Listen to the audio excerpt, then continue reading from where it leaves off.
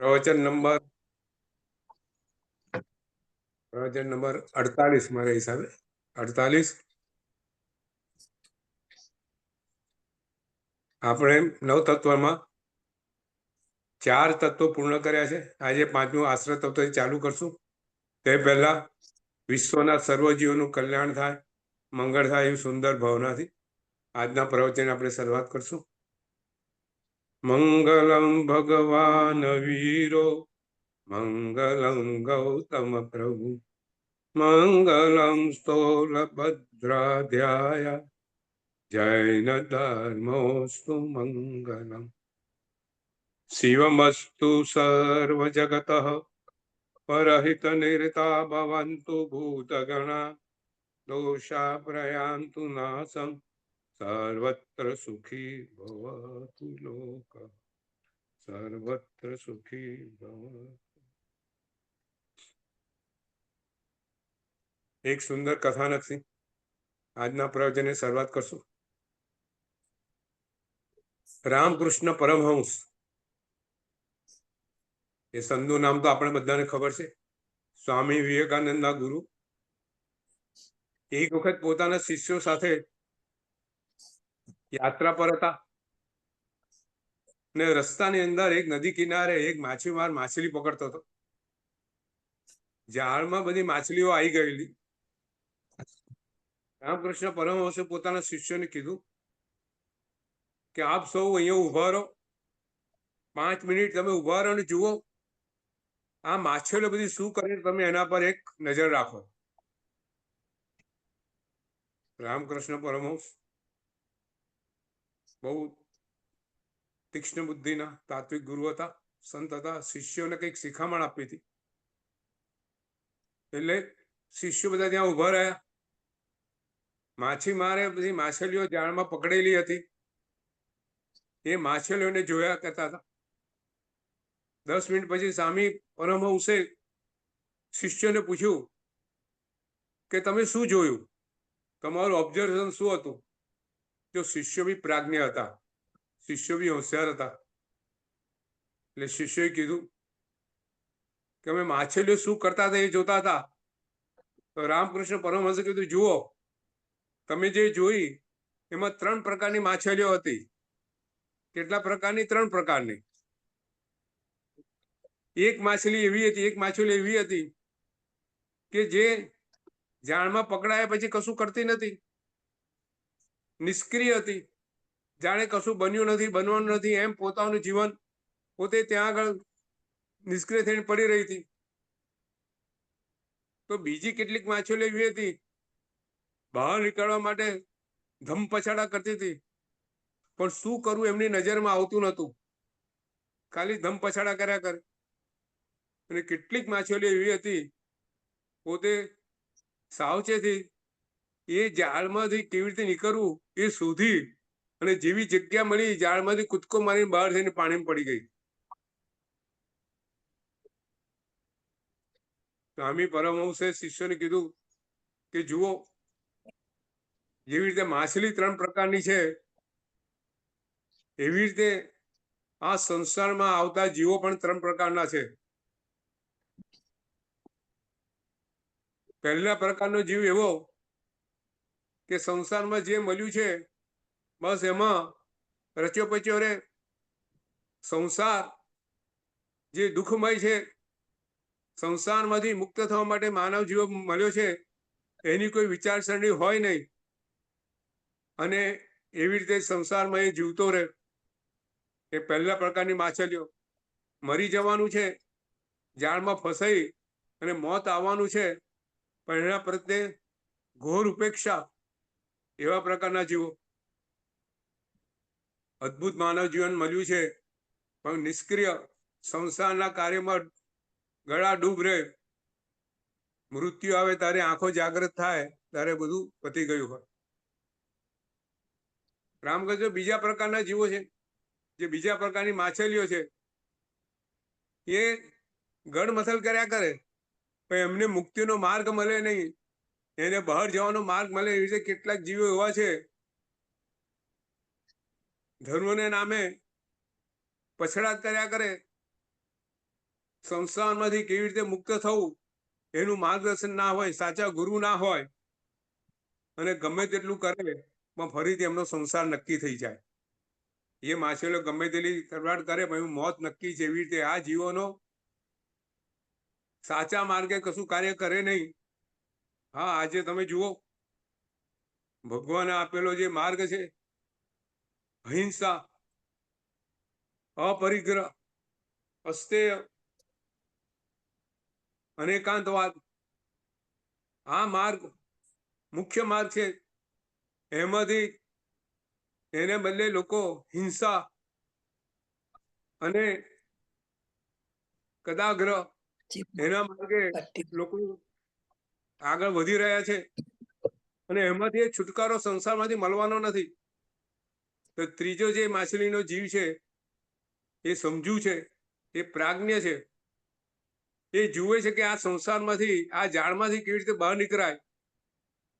એવી રીતે અમુક જીવો જે પોતે સંસાર દુઃખમય છે એનું ખબર છે, અને સંસારમાંથી નીકળવાનો માર્ગ પણ એમને ખબર છે, અને એ માર્ગ ઉપર એ જીવો આગળ વધતા હોય છે.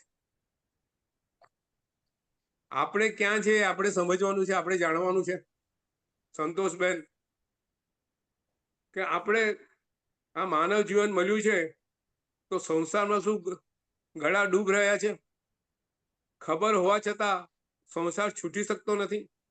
બરાબર. કે પછી આપણને સાચો માર્ગ મળ્યો નથી, કે સાચો માર્ગ મળ્યો છે તેના તરફ આપણે આગળ પ્રગતિ કરી રહ્યા છે. માનવ જીવન ફરીથી મળવાનું નથી. માનવ જીવન મળવું બહુ દુષ્કર છે, અને એ દુષ્કર માનવો મળ્યા પછી ઉત્તમ એવો જૈન ધર્મ મળવો અતિ દુષ્કર છે. અને એવો ઉત્તમ જૈન ધર્મ મળ્યા પછી એમાં શ્રદ્ધા, એનું આચરણ એ અતિ દુષ્કર છે, અતિ દુષ્કર. એ આચરણના માર્ગે આપણે વધવાનું છે. એ આપણને મળ્યું છે, સુંદર યોગ મળ્યા છે. નવ તત્વો આપણને એ સમજાવે છે કે નવ તત્વો કે છે, હે જીવ, આ જગતના, આ વિશ્વના વ્યવસ્થા તું સમજ. જગતમાં જીવ ઉપરાંત અજીવ છે, અજીવમાં પૂતગળ બી છે, અને આ પૂતગળમાં આ તારું મન જો આસક્ત થયેલું હશે તો તું આ માનવ જીવન મળ્યા પછીમાં હરી જવાનો છે. એટલે નવ તત્વોમાં શાસ્ત્રકારોએ આપણે જીવ, અજીવ, પુણ્ય, પાપ, આશ્રવ, સંવર, નિર્જરા, બંધ અને મોક્ષ, એ નવ તત્વો સમજાઈ અને મોક્ષનો માર્ગ બતાવ્યો છે. રામકૃષ્ણ પરમહંસ શિષ્યોને મોક્ષના માર્ગની વાત કરતા હતા. ભગવાને મોક્ષનો માર્ગ નવ તત્વો દ્વારા આપણને સમજાવ્યો છે. આપણે 4 તત્વો તો પૂર્ણ કરેલા છે. આજે આપણે 5મું તત્વ, આશ્રવ તત્વ પર આજે આપણે આગળ વધશું. આશ્રવ એટલે આપણને બધાને ખબર છે, કર્મનું આત્મા તરફ આવવું, ફ્લો, કર્મનો ફ્લો આત્મા તરફ આવે એ આશ્રવ. બરોબર સંતોષબેન? આપણે ત્યાં આશ્રવ તત્વને બહુ સુંદર રીતે સમજાવવામાં આવ્યું છે. આપણે એની એક વિચારણા કરીએ કે કર્મો જે છે, કર્મોના પૂતગળો એ આત્મ જીવ તત્વની ચારે બાજુ પૂતગળો હોય છે. બરોબર? એક આકાશ પ્રદેશમાં અનંતા કાર્બન પૂતગળો સમાયેલા છે. બરોબર નીતિન? બરોબર. હવે એ આત્મા ઉપર એ કાર્બન પૂતગળો આવે કેવી રીતે? એ આવવાની જે પ્રક્રિયા છે એનું નામ આશ્રવ. બરાબર? એની છે તો ખરા, પણ બધાને કઈ કાર્બન પૂતગળો આત્મા પર આવે એવું કઈ નક્કી નહીં. બરાબર? બરાબર. જે મુક્ત જીવો છે, જે કેવળ જ્ઞાન પામેલા છે, એને પણ એ પોતે કેવળ જ્ઞાન પામ્યા પછી એને આશ્રવ તત્વો હોય? સંતોષબેન, જીવ કારણ નથી કેવળ એના પાસે. પામ્યો હોય. આશ્રમના કારણ ને એમની પાસે નથી, બધા નષ્ટ કરી દીધા છે એમને. તો આપણે જે સંસારમાં છે, આપણે જે છદ્મસ્ત જીવો છે, એને એ કર્મના દરવાજા, કર્મને આવવાના દરવાજા આપણે બધા ખોલી દીધેલા છે, અને એ દરવાજા એનું નામ આશ્રમ. બરાબર? એક મકાન છે, મકાનના દરવાજા બંધ હોય તો મકાનમાં કોઈ આવી શકે? નીતિન, કોઈ ના. બરાબર. પણ દરવાજા ખોલી નાખો તો શું થાય? બધું આવે ને, ધૂળ આવે, માણસ આવે, કચરો આવે, પ્રકાશ આવે, બધું આવે. બરાબર? શુભ આશ્રવ ને અશુભ આશ્રવ બંને આવે. બરાબર? તળાવ છે, તળાવમાં પાણી છોડવા માટે, આજવા સરોવરમાંથી વિશ્વામિત્ર છોડવા માટે ત્યાં બંધ બાંધેલો છે, દરવાજા છે. એ દરવાજા બંધ હોય તો કશું પાણી વિશ્વામિત્રીમાં આવે નહીં, પણ દરવાજા ખોલે એટલે વિશ્વામિત્રીમાં પાણી આવવાનું ચાલુ થાય. એવી રીતે આશ્રવ જે છે એ ભગવાને કીધું છે કે આશ્રવ જે છે દરવાજા છે, એ દરવાજાથી કર્મના પૂતગળનો ફ્લો આત્મા ઉપર આવે. બરાબર? બંધાવાની પ્રક્રિયા એને પછી થાય. પહેલા કર્મનો ફ્લો આત્મા પર આવે, કર્મનો પ્રવાહ આત્મા પર આવે, પછી પોતાના જીવની જે રીતનો અધ્યવસાય હોય, જે રીતની પરિણીતિ હોય, જે રીતના ભાવ હોય, જે રીતના કસાય હોય, એ રીતે એનો બંધ થાય. બરોબર? તો આશ્રવ શાસ્ત્રમાં કેટલી રીતના આશ્રવ બતાવેલા છે? તો 42 આશ્રવના દરવાજા બતાવેલા છે. કેટલા? 42. આપણે પુણ્ય પ્રકૃતિ કેટલી હતી? 42. આશ્રમના દરવાજા કેટલા? ઓપનિંગ કેટલા? 42. બરોબર? આપણે આજે એનામાં આગળ જવાનું છે, સમજવાનું છે કે આ 42 આશ્રવ ના દરવાજા કયા કયા. આ એક એક દરવાજા છે, એ રીતે આપણે એનું ધ્યાન કરવાનું, એ રીતે સમજવાનો પ્રયત્ન કરવાનો. તો સૌથી પહેલું શું? આ જીવ ઇન્દ્રિયો, આ જે 5 ઇન્દ્રિયો છે, એ 5 ઇન્દ્રિયો 5 દરવાજા. બરાબર? એટલે ઇન્દ્રિયોના 5, પછી 4 કશાય, 4 કશાય, પછી લઈ આપણે અવિરતિ 5, પછી યોગ, મન યોગ, વચન યોગ, કાય યોગ 3, અને 25 કાયિક પ્રવૃત્તિઓ, ક્રિયાઓ. બરાબર. બરાબર? 25 અને આ કેટલા થયા? 5 ને 5 10, 10 ને 4 14 ને 3 17 ને 25 42. બરાબર? ફરીથી 5 ઇન્દ્રિય, 4 કસાય, 5 અવિરતિ, 3 યોગ અને 25 પ્રવૃત્તિઓ. બરાબર? આ 42 આશ્રમના દરવાજા. બરાબર? આ 42 રીતે કર્મનો ફ્લો આ ખુલ્યું હોય, આ પ્રક્રિયા તમે કરો, આ પ્રવૃત્તિમાં તમે રહો, એટલે તમારા દરવાજા તમે ખોલો છો અને કર્મનો પ્રવાહ તમારા પર આવે છે. જો કર્મનો પ્રવાહ શુભ હોય, અશુભ હોય, બંને હોય, પ્રશસ્ત હોય ને અપ્રશસ્ત બંને હોય. આશ્રવથી પુણ્ય બી બંધાય ને પાપ બી બંધાય. બરોબર સંતોષબેન? શુભ ક્રિયા કરો, શુભ ક્રિયા હોય, શુભ યોગ હોય, તમારો પ્રશસ્ત કસાય હોય તો શું થાય? ઇન્દ્રિયના પુણ્ય થાય. શુભમાં પ્રવૃત્તો હોય તો એ દરવાજામાંથી કેવો પ્રવાહ આવે? શુભ કર્મનો પ્રવાહ આવે. શુભ કર્મનો આવે, પુણ્ય રૂપી પુણ્ય બંધાય. બરાબર? પુણ્ય બંધાય. બરાબર? અને અશુભ પ્રવૃત્તિ હોય તો પાપમાં ટર્ન થઈ જાય, પાપ થઈ જાય, પાપમાં ટર્ન થઈ જાય. તો હવે 5 ઇન્દ્રિયો, 5 ઇન્દ્રિયો, જો 5 ઇન્દ્રિયોના વિષયો કેટલા છે? 23 વિષયો. 23 વિષય. બરાબર? સૌથી પહેલું લઈએ આપણે, આજે સમજવાનો પ્રયત્ન કરીએ કે આશ્રવ કેવી રીતે આપણે દરવાજા કઈ રીતે ખોલીએ છીએ કે જેથી કર્મનો પ્રવાહ આપણા આત્મા ઉપર આવે. બરાબર. તો પાંચ ઇન્દ્રિયો સૌથી પહેલી સ્પર્શેન્દ્રિય. સ્પર્શેન્દ્રિયના વિષયો કેટલા? 8. 8 કહેવાય ને? હા, 8 બરાબર. બરાબર. કયા કયા?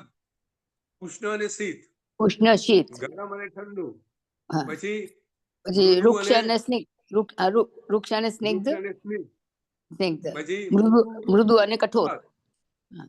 અને લઘુ અને ગુરુ.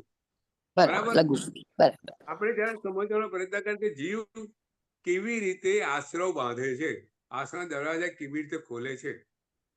હવે સ્પર્શેન્દ્રિય લઈએ.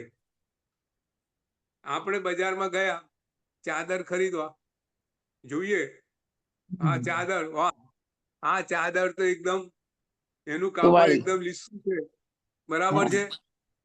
આ ચાદર પર સુવાય, અને આ ચાદર બહુ કર્કશ છે, આ ચાદર ચાલે નહીં, સૂતા ફાવે નહીં, સૂતા આપણને ઊંઘ ના આવે. હા, બરાબર. ગર્ભચડી ચાદર હોય તો ઊંઘ ના આવે આપણને. એકદમ લીસી મુલાયમ ચાદર જોઈએ, ગોધડું મુલાયમ જોઈએ. તો આ બધું શું થયું? આ બધું સ્પર્શાસ્પર્શ થયો, ઇન્દ્રિયનો આશ્રવ થયો. આ રીતે એને આ કેવો થયો? અશુભ આશ્રવ થયો. સંસારની કોઈ બી ક્રિયામાં આપણું વિષય લાગે એ બધા કેવા આશ્રવ કહેવાય? અશુભ આશ્રવ કહેવાય. અશુભ. તો હવે આપણે જોવાનું છે કે આપણે આપણા જીવનમાં ઇન્દ્રિયોના વિષયો દ્વારા સંસારમાં રહીને કેવી રીતે બધા અશુભ આશ્રવો બાંધી રહ્યા છે. બરાબર. આપણે ક્ષણે ક્ષણે અશુભ આશ્રમનો બંધ કરતા હોઈએ.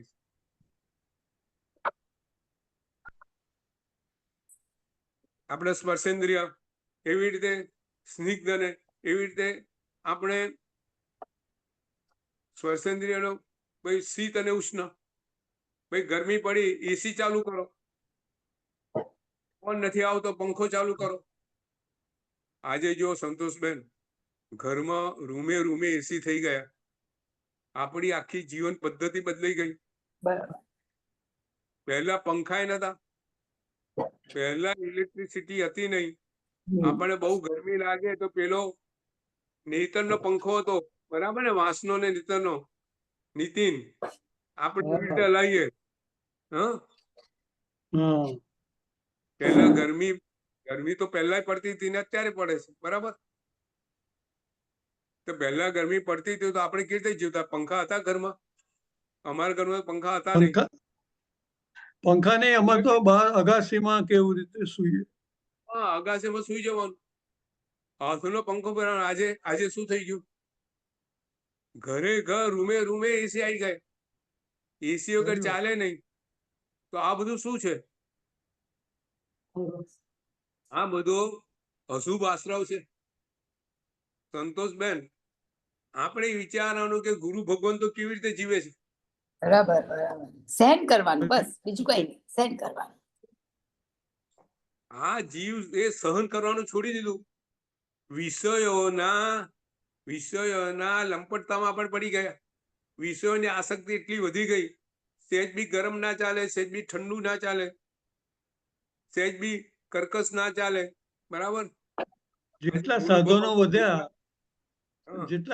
વધ્યા એટલા આપણે વધારે એટલા આશ્રવો વધ્યા.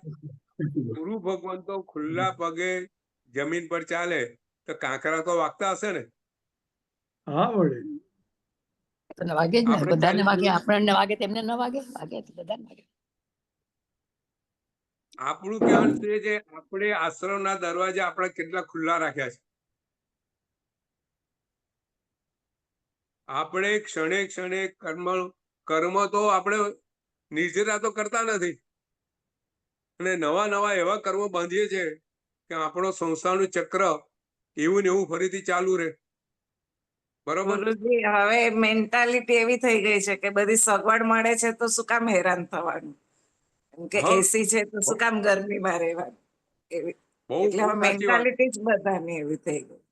બિલકુલ મેન્ટાલિટી બદલાઈ ગઈ છે. એટલે સુધી મેન્ટાલિટી ભોગ અને ઉપભોગમાં બદલાઈ ગઈ છે. આજે જમાનો ભોગવાદનો છે, ત્યાગવાદનો જમાનો જતો રહ્યો છે.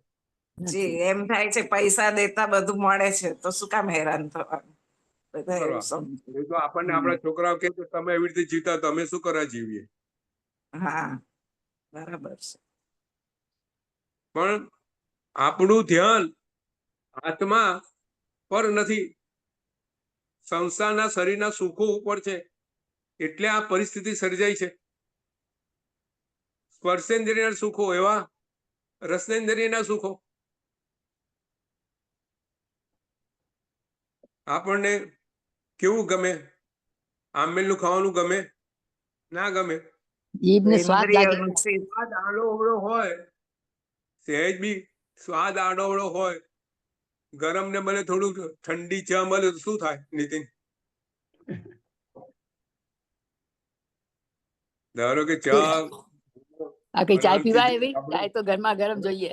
માથું બાપ ફરવા નીકળતું. માંડે, હા? માથું દુખવા માંડે. આથું દુખો બધું થાય. એટલે આપણે ઇન્દ્રિયોના વિષયોમાં કેટલા બધા ગુલામ બની ગયા છે. નાની નાની વસ્તુઓમાં ચામાં ખાંડ ઓછી હોય સહેજ તો ના ચાલે, ચામાં અમુક જ ચા જોઈએ. આ બધું શું છે? આ બધા આશ્રવો છે, ઇન્દ્રિયોની આપણી આસક્તિ છે, આપણી રસનેન્દ્રિયની આસક્તિ છે.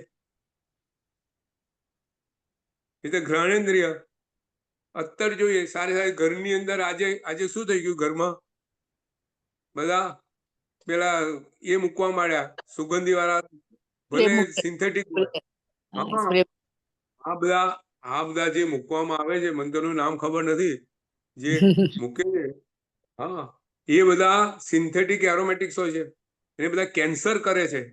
આજનું વિજ્ઞાન કે છે આ બધું સિન્થેટિક તમે જે ફ્લેવર્સ મૂકો છો, સુગંધીઓ, એ બધું કેન્સર એ જે કાર્સિયોજેનિક છે. પણ આપણને એ બધું કઈ દેખાતું નથી. બરાબર છે. ડીઓ ને પરફ્યુમ ને બધું તો જોઈએ જ બધા રોજ. શું સિન્થેટિક, કેટલું પરફ્યુમ નું માર્કેટ કેટલું મોટું. આ બધું શું છે? આ બધું આશ્રવ છે. આપણને ભગવાને આ બધું સમજાવ્યું છે કે ભાઈ જીવ આ બધું છોડ, નહીં તો આ સંસારમાં તું છૂટી નહીં શકીશ. જો પહેલી માછલીઓ જેવા આપણે છે, જુઓ સંતોષબેન, રામકૃષ્ણ પરમહંસે જે પહેલી માછલીનું બતાવ્યું હતું, હા, એ હા. માછલી લાઈનમાં આપણે છીએ. આપણે એવું માનીએ કે આપણે ત્રીજી માછલીમાં છે, આપણે પ્રવૃત્તિ પણ નથી. બીજી માછલી જેવા હોવો જોઈએ આપણે, બીજી માછલી જેવા. બરાબર છે. ના, ત્રીજી માછલી માછલી જેવા, ત્રીજી માછલી જેવા, ત્રીજી ત્રીજી માછલી માછલી, જેવા ત્રીજી ભગવાને જેવા. બતાવેલા માર્ગનું સંપૂર્ણ અનુકરણ, ત્રીજી માછલી જેવા.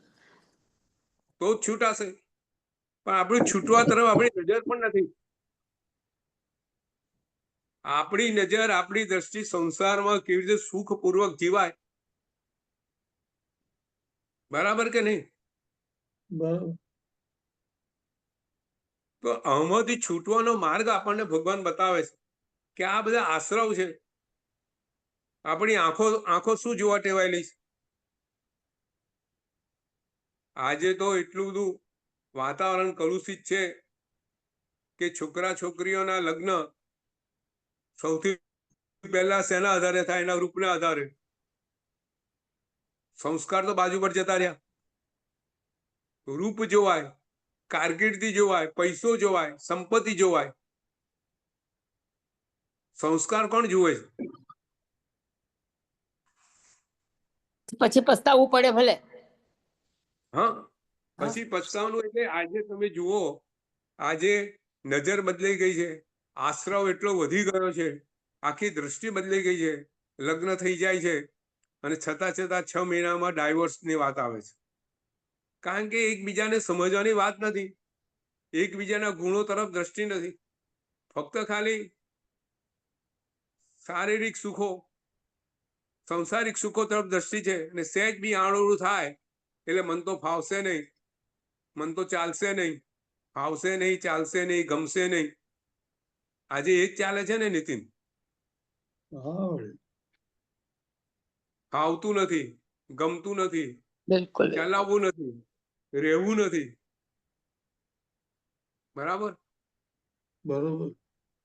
આ આશ્રવ ભગવાને તમે જો આશ્રમ હશે ડિટેલમાં જાઓ, ઇન્દ્રિયોના આશ્રમ જુઓ તો આખો આજે સંસાર એ આશ્રમના દરવાજા ખોલીને બેઠો છે.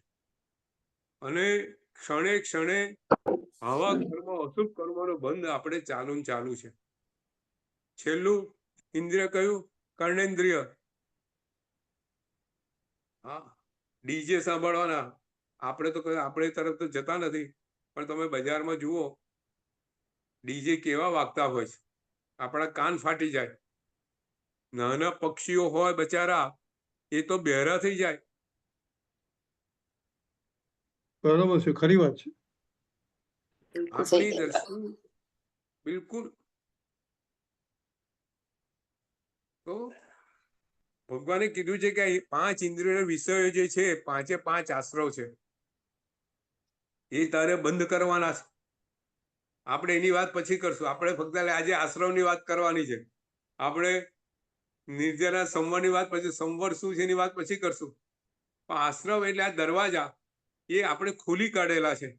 એ ખોલી કાઢેલા દરવાજામાં આ બધા અશુભ કર્મોનો ફ્લો હંમેશા ચાલુ રહે છે. બરોબર? હવે 5 ઇન્દ્રિયોના વિષયો, પછી 4 કસાય. કશાય. બરાબર? જો કસાય આપણને જો મોહનીય કર્મ છે ને, આપણે ગઈ વાત કરેલી, દર્શન મોહનીય કર્મ છે એ શું છે? એ મિથ્યાત્વ. બરાબર? મોહનીય કર્મના 2 વિભાગ, સંતોષભાઈ, દર્શન મોહનીય અને ચારિત્ર મોહનીય. બરાબર? આપણે 8 કર્મોની પ્રકૃતિ જોઈએ, એમાં જ્ઞાનાવર્ણીય, દર્શનાવર્ણીય અને મોહનીય કર્મ. બરાબર? મોહનીય કર્મ શું કરે? એક દર્શનનું આવરણ કરે, આપણી સમજનું આવરણ કરે અને મિથ્યાત્વ લાવે. અને ચારિત્ર મોહનીય શું કરે? 4 કસાય લાવે. બરાબર? સંતોષભાઈ, તો જે 4 કસાય છે, કશાય લાવે. બરાબર? હા, કસાય એટલે શું? કસ એટલે સંસાર, આ એટલે આવક. જેનાથી સંસારની આવક થાય, એટલે આપણે સંસારમાં જ રહીએ, જેના કારણે આપણો સંસાર છૂટે નહીં, આપણો સંસાર વધે, એ બધા કસાય. એટલે કસાય શું છે? આશ્રવ છે. હવે આશ્રવને આપણને આશ્રવ કયું? હે તત્વ કે ઉપાદેય તત્વ? સંતોષબેન, આશ્રવ તત્વ કેવું? હે કે ઉપાદેય? હે હે હે. હે હે યાર. છોડા જેવું. જો મૂળ પુણ્ય તત્વ બી છોડા જેવું જ છે ને. એટલે આપણે ત્યાં આશ્રવને હે તત્વમાં મૂકવામાં આવ્યું છે.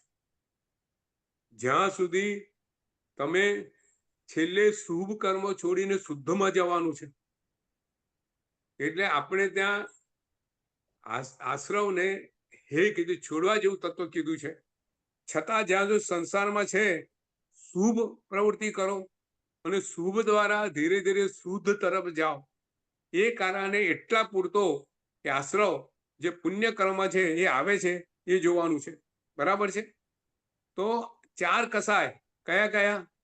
ક્રોધ, પછી જ્ઞાન, માયા અને લોભ. માયા અને લોભ. બરાબર? ભાઈ, શાસ્ત્રો કીધું 4 કસાયના સ્વરૂપો બી સમજાયા છે. આપણે લાસ્ટ ટાઈમ વાત કરી હતી. 4 કસાયના કેટલા પ્રકારો? 16 પ્રકારો. કયા કયા? અનંતાનુબંધી, હા, અપ્રત્યાખાની, પ્રત્યાખાની અને સંજ્વલન. Very good, very good. બરાબર? હવે આપણે ત્યાં 4 કસાયો, એમાં અનુતાબંધી કસાય કેવા હોય, અપ્રત્યાખાની કસાય કેવા હોય, પ્રત્યા, એનું આપણે ત્યાં શાસ્ત્રમાં એના દાખલા આપીને સમજાયા છે કે આ કસાયો કેવા હોય. તો ધારો કે ક્રોધ છે, ક્રોધ એ અનંતાબંધી ક્રોધ કેવો હોય? સંતોષભાઈ, એ મોટા પર્વતને આખા તિરાડ જીવનભર પડી જાય રહે ને ને સંધાય નહીં જીવનભર એવો. રહે અને આખા બીજા ગોમાં પણ લઈ જાય. એટલે આપણે ત્યાં દાખલો કેવો આપ્યો છે? અનંતાબંધી ક્રોધનો પર્વત ઉપર તિરાડ પડે એ ક્યારે સંધાય નહીં એવો. બરાબર? એટલે એ સાતા ચંડકોશીને જે ક્રોધનો કસાય હતો, અનંતા બંધી બન્યો, બીજા ભાવમાં ગયા, એ ક્રોધ લઈને ગયા, ત્રીજા ભાવમાં ગયા અને ભગવાન બન્યા ત્યારે એનો ક્રોધ એનો ક્રોધ એને પૂર્ણ કર્યો, છોડ્યો. બરાબર છે? અનંતા બંધી. પછી અપ્રત્યાખ્યાનીય ક્રોધ કેવો હોય? આપણે ત્યાં બધા દાખલા આપ્યા છે કે તમે માટી ઉપર લાઈન દોરો, પૃથ્વી ધરતી પર કોઈ જાડી એના લાઈન દોરો ને જલ્દી પતે નહીં, આખું વરસ રહે, એના માટે બહુ મહેનત કરવી પડે. એ અપ્રત્યાખ્યાનીય. પ્રત્યાખ્યાનીય એટલે રેતી હોય એના પર તમે લાકડી વડે દોરી દોરો અને થોડો પવન આવે, રેતી ભેગી થઈ જાય, ક્રોધ જતો રહે, એવો. અને સંજોન કસાય કેવો? પાણીમાં રેખા જે. પાણીમાં લીટી દોરી. આપણે કેવું સુંદર દાખલા આપ્યા છે. તો આપણે કીધું છે જે મિથ્યાત્વી હોય એનો કસાય કેવો હોય? અનંતાનુબંધી. અનંતાબંધી. પછી અવીરતી વાળો હોય તે સમ્યક તો હોય, અવીરતી હોય. વીરતીમાં જે હોય, ભલે દેશ વીરતી કે સર્વ વીરતી, કેવો હોય? પ્રત્યાખ્યાની. અને જે સર્વ વીરતીમાં હોય એ સંજોલન. સાધુ ભગવાન નો કસાય, સાધુ ભગવાન ને બી કોઈ વાર કસાય થઈ જાય, કોઈ શ્રાવક એવું કઈ બોલે, એવું કઈ થઈ જાય તો થોડા ક્રોધ બી આવે, પણ તરત એમનો ક્રોધ તરત છોડી દે, શાંત થઈ જાય. તો આ સંજોલન કસાય થયો. બરાબર? એવી રીતે લોભ નો કસાયને બી દાખલા આપ્યા છે, માન કસાયના બી દાખલા આપ્યા છે, કપટ માયા કસાયના બી દાખલા આપ્યા છે. બરાબર? બરાબર. લોભ કસાયના દાખલા શું છે? સંતોષ ખૂબ સરસ. આપણે ત્યાં બહુ સારી વાત કરી છે. મમન શેઠ. હા, લોભ જો છે ને રંગ પર. હા, રંગ ઉપર દાખલા આપ્યા છે. બરોબર? તો અનંતા બંધી જે કસાય હોય, જે લોભ અનંતા બંધી કસાય કેવો હોય? એનો પાક્કો રંગ કેવો હોય? કપડું ફાટે પણ રંગ જાય નહીં, કેવળ મજીઠ નો રંગ. બરાબર? હા. પછી અપ્રત્યાખ્યાનીય કાદવ લાગેલો હોય, પેલો ગાડાની, આપણે ત્યાં ગાડાની માંથી જે કાદવ નીકળે, એક કાપડ પર લગાયેલો હોય, એને ખૂબ ધુઓ, બહુ પ્રયત્ન કરો તો ધીરે ધીરે ઓછો થાય, એવો પ્રત્યાખ્યાનીય કસાય. પછી પ્રત્યાખ્યાનીય કસાય કેવો હોય? મેલ લાગે, જલ્દી નીકળે, થોડે મહેનત કરવી પડે, નીકળે, અને છેલ્લે એવો રંગ લાગે, સે તડકામાં મૂકો ને રંગ ઉડી જાય. બરાબર? હળદર નો રંગ, આપણે ત્યાં હળદર એવી રીતે કીધું છે. તો આવી રીતે સોલે સોલ કસાય શું છે? આશ્રવ છે. અને એ આશ્રવ કાં તો અનંતાબંધી હોય, ભવિષ્યમાં બી બીજા ભાવમાં બી એ કસાય જઈ ને ફરીથી સંસાર નું ભ્રમણ કરાવે. એટલે આ ચારે ચાર આશ્રવ, ક્રોધ, લોભ, માન ને માયા, એ શું છે? ચારે ચાર દરવાજા છે. બરોબર? ચારે ચાર દરવાજા. હવે આપણે આગળ વધશું. ત્રીજું શું છે? અવીરતી. વીરતી એટલે શું? નિયમ. આપણે નિયમમાં રહીએ એ બધું વીરતી, અને નિયમ ન ગમે એ બધું અવીરતી. જો આજે છે ને, આજે તમે કેટલાક લોકો એવું કે આ નિયમો લેવા શું જરૂરી? હા, એટલે એમને આપણે નક્કી કરીએ કે ભાઈ આપણે કંદમૂળ નથી ખાવું, નિયમ ના લઈએ, એમાં શું ફરક પડે? સંતોષભાઈ, આપણે ત્યાં ભગવાને વીરતી ધર્મ બતાવ્યો છે. આપણો ધર્મ શું છે? સંયમ ધર્મ, વીરતી ધર્મ. તો વીરતી ધર્મના મેઇન પ્રિન્સિપલ સામે લોકોને ડાઉટ છે. એવું થયું ને નીતિન? હા. ભાઈ નિયમ શું કરા લેવાનો? એમને તો તમે એમને નક્કી કરો તો નિયમથી શું ફરક પડે? હા, નિયમથી શું ફરક પડે એ રીતની વાત છે. તો આપણે જાણીએ છીએ કે જ્યાં સુધી નિયમ જીવ ના લે ને ત્યાં સુધી એનું પાલન બરાબર થતું નથી.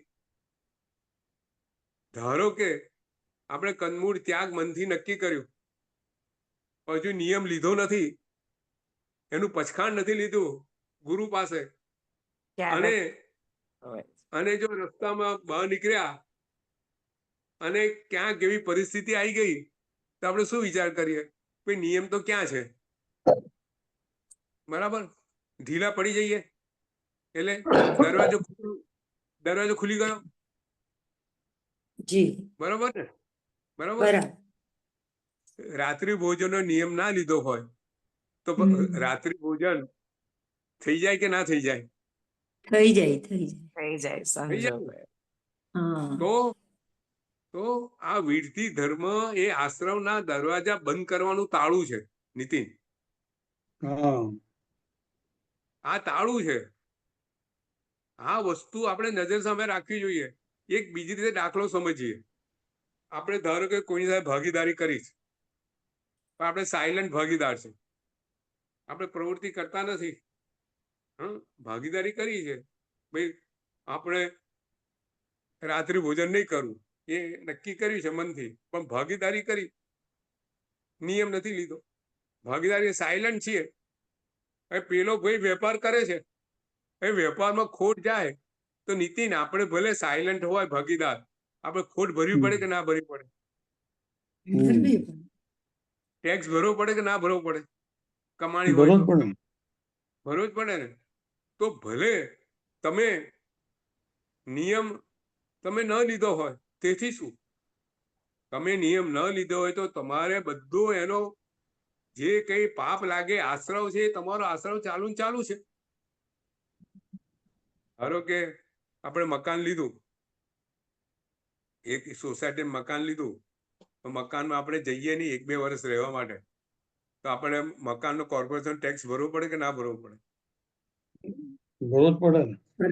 ભરવો પડે ને. તો એ રીતે જો તમે આ રીતે નિયમ ના લો તો તમે જે કઈ પાપ લાગવાના છે બધા પાપ લાગે. બરાબર. બરોબર. બીજી વાત, કેટલાક લોકો એવું કહે છે કે ભાઈ આ મન છે ને સ્પ્રિંગ જેવું છે. કેવું? વધારે દબાવો તો જોરથી ઉછળે. એટલે કે તમે મનને વધારે દબાવવા જાઓ આ રીતે તો જોરથી ઉછળે અને ડબલ પાપ કરે. આવી એક માન્યતા છે. બરાબર નહીં નીતિન? હા કેટલાક લોકો આવી વાતો કરે છે ને, ભાઈબંધો મળે તો આવું બધું શું કરવાનું, કે મન તો સ્પ્રિંગ જેવું છે ને દબાઈ રાખો, તે હાથ છોડી દો તો બમણા જોરથી ઉછળે. પણ આપણે જાણીએ છીએ, આજે વિજ્ઞાન બી કહે છે કે તમારે કઈ બી કરવું હોય તો મનને તમારે કન્ડિશન કરવું પડે.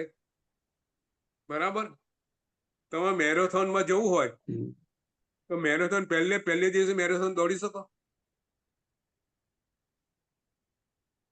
મેરેથોનમાં ભાગ લેવો પડે, મનથી શરીર તૈયારી કરવી પડે. કેટલા દિવસો મહિનાઓ સુધી પહેલા 1 કિલોમીટર દોડો, પછી 2 કિલોમીટર દોડો, એમ કરતા તમે વર્ષે 2 વર્ષે તમે મેરેથોન ની અંદર ભાગ લઈ શકો.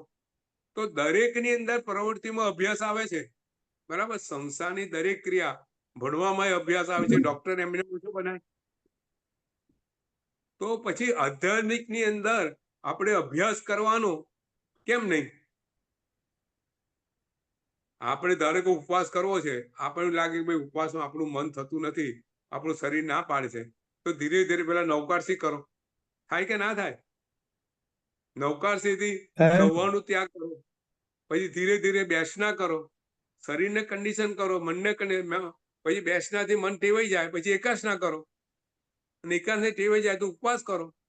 તમે આંબેલ કરો તો કરતા બધું થાય છે. આપણને ખબર છે. જે રીતના સંસ્કાર પાડીએ એ રીતના સંસ્કાર પડે. બરાબર. બરોબર. તો ભગવાને આ વિડતી ધર્મ એ જ બતાવ્યો છે કે તમે નિયમ લેશો, તમે જેમ જેમ નિયમ લેતા જશો તેમ તેમ તમે આ માર્ગમાં આગળ વધતા જશો. બરોબર. તો કયા કયા છે? 5 વ્રતો કયા કયા? સ્થૂળ પ્રાણાતિપાત, હા, સ્થૂળ પ્રાણાત પછી? વિરમણ વ્રત, હા, સ્થૂળ મિશ્રાવાદ વિરમણ વ્રત, સ્થૂળ અદત્તાદાન વિરમણ વ્રત, પરિગ્રહ પરિમાણ વ્રત અને મેથુન હા. મેથુન ત્યાગ વિરમણ વ્રત. બરાબર. એટલે આંશિક અને પૂર્ણ સંયમી જીવનમાં પૂર્ણ મહાવ્રત હોય છે અને 5 આપણે અણુવ્રત હોય છે. 5 અણુવ્રત એ આપણે એ છોડીએ, અવિરતિ કરીએ એટલે એ પ્રકારનો આશ્રમ થાય. બરોબર. પ્રાણાદિપાત એટલે જીવ હિંસા. આજે જીવ હિંસા ડગલે ને પગલે વધી ગઈ.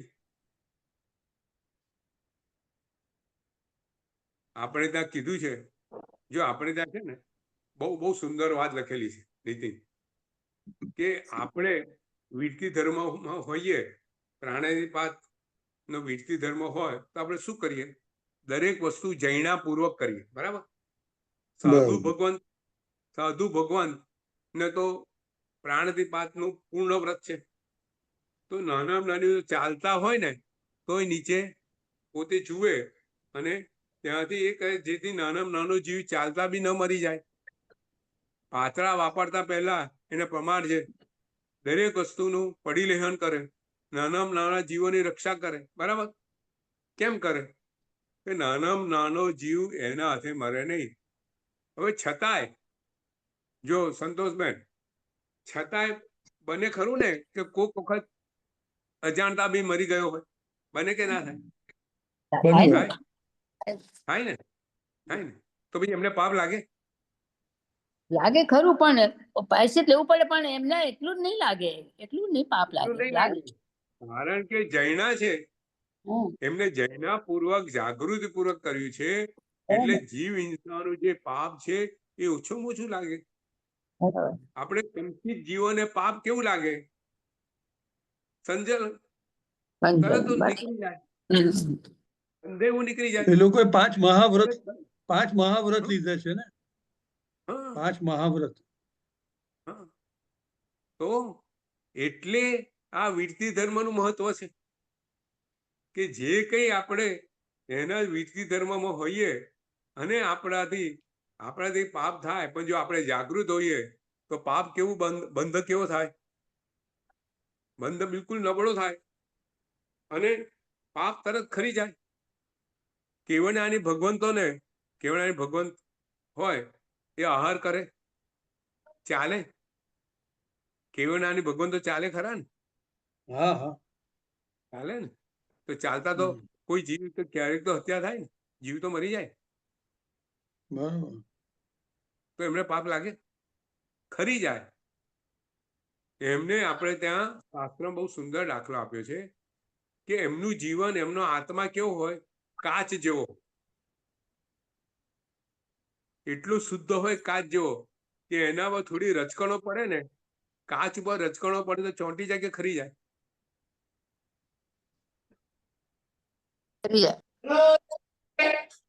ખરી જાય. એટલે રજકણ, કર્મરૂપી રજકણો એ હારીસા પર પડે કેવ જ્ઞાની ભગવંતો, તેની રચકણો તરત ખરી જાય, કર્મનું બંધન થાય નહીં. બરોબર. અને આપણું કેવું છે? આપણું કાપડ છે એ આરીસો નથી, મેલો છે, એ ચીકણું થઈ ગયેલું છે. એટલે કર્મની રજ આવે તો તમે ચોંટી જાય. બરોબર. તો આપણે ત્યાં વિરતી ધર્મ એટલે બતાવ્યો છે, અને અવિરતી ધર્મ આને જ કારણે કર્મ બધા આશ્રમનું કારણ છે. બરાબર. તો પ્રાણાદિપાત પછી અદ્દતાદાન, વૃષાવાદ. આપણે ત્યાં સત્ય, આપણે સત્ય શેને કીધું છે? આપણે ત્યાં બહુ આપણે દાખલા બી એક વખત આપણે લીધેલા છે કે કોઈ શિકારી આપણે ઉભા હોય, હરણ જતું શિકારી કે હરણ કઈ તરફ ગયું ત્યારે સાચું બતાવવાનું. તો આત્માનું હિત આત્માનું અહિત થાય એવું કશું બી બોલવું એને આપણે ત્યાં મોટું અસત્ય કીધેલું છે. બરાબર સંતોષબેન? સાધુ ભગવાન ઉભા હોય આપણે ત્યાં ઘણા દાખલા છે આવા કે ક્યારે સત્ય કેવું બોલવું કે બધા જીવોને હિતકર હોય. એટલે આપણે આત્માનું હિત પહેલા જોયેલું છે. બરાબર? પછી અદત્તા દાન. અદત્તા દાન એટલે અદત્તા દાન એટલે આપણે તો અદત્તા દાનની વ્યાખ્યા આપેલી છે. એટલે એને 4 રીતે સમજાવ્યું છે કે કોઈનું માલિકીનું હોય એ આપણે વગર પૂછે લીધેલું હોય. બરાબર? ખબર છે કે ભાઈ આનું છે એને આપણે લઈ લીધું, વગર પૂછે લીધું, તો એ અદત્તા દાન કહેવાય. અદત્ત કહેવાય. પછી ધારો કે કોઈ એનો સ્વામી છે કે નહીં આપણને ખબર નથી, રસ્તામાં પડેલી વસ્તુ લઈ લીધી હોય, એ બી ચોરી કહેવાય. આપણે ત્યાં આ બધા આશ્રમ છે અને આ બધા આશ્રમ બધા પાપનું કારણ છે. બરોબર? પછી એવી રીતે મૈથુન આપણે બ્રહ્મચર્ય વ્રતનું ધારણ ન કર્યું હોય તો અવીરતી છે. અને અવીરતી હંમેશા આશ્રમ અને એ અબ્રહ્મનું જ્યાં સુધી જો અહીંયા વાત એ આવે છે કે અબ્રહ્મનું સેવન ભલે આપણે ના કરતા હોઈએ પણ જો વીરતીમાં ના હોઈએ તો અબ્રહ્મનું પાપ આપણને લાગે. આ બધા પાપો આપણે વીરતી ધર્મમાં ના હોઈએ તો આ બધા પાપો ન કરતા હોય તો બી લાગે. નીતિન, વાત ભગવાન એ કરે છે આશ્રમની કે તમે દરવાજા ખોલી દીધેલા છે અને કન્ટિન્યુઅસ કર્મનો ફ્લો તમારા આત્મા પર આવતો જાય છે, કારણ કે તમે એને વીરતી ધર્મ દ્વારા દરવાજાને તાળું લગાયું નથી. બરાબર? એ રીતે પરિગ્રહ, આપણે ત્યાં પરિગ્રહ કયા પ્રકારના પરિગ્રહ સંતોષમાં કીધેલા છે? સંપત્તિ, પછી ધન ધાન્ય, પછી જમીન, મકાન, પછી સ્ત્રી, વાહનો.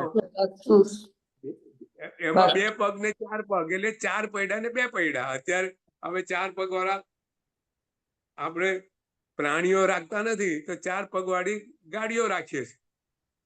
તો આ બધું પરિગ્રહ કહેવાય. પરિગ્રહ એ જાતે આશ્રમનું કારણ છે. બરાબર? હવે જો અહીંયા એક વાત એ કરવી છે, આપણે યોગ લઈ લઈએ પછી વાત કરીએ જે વાત કરી છે. હવે યોગાશ્રમ, યોગ એટલે મન વચન ને કાયાથી જે કઈ પ્રવૃત્તિઓ કરીએ એ બધી આશ્રમ. બરાબર સંતોષબેન? જે કઈ મનથી વિચાર કરીએ એ બી આશ્રમ. બરાબર? બોલીએ એ બી આશ્રમ. કાયાથી કોઈ બી પ્રવૃત્તિ કરીએ એ બી આશ્રમ. બરાબર?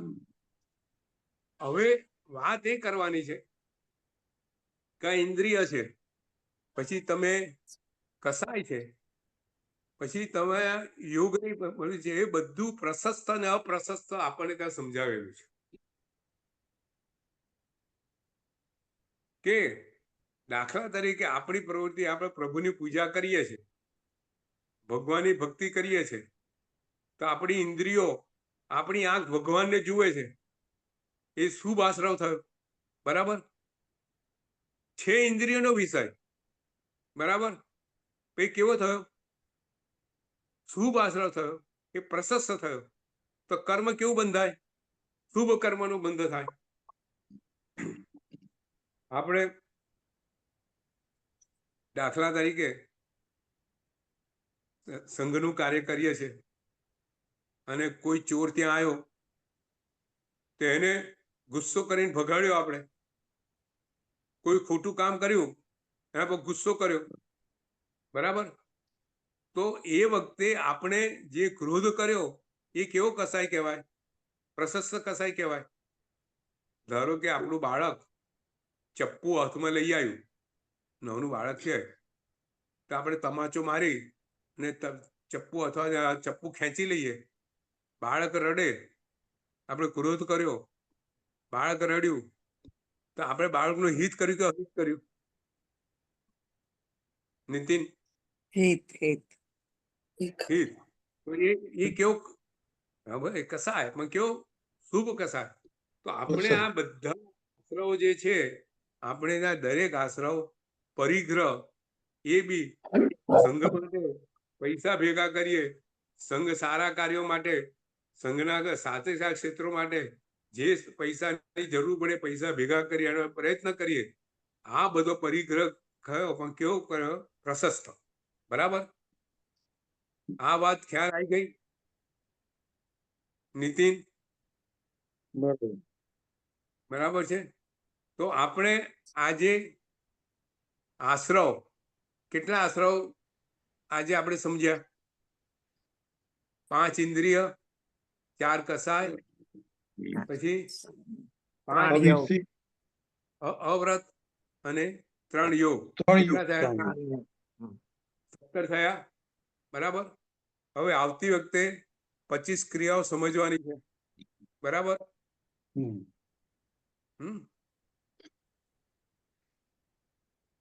અહીંયા કોઈ પ્રશ્ન છે?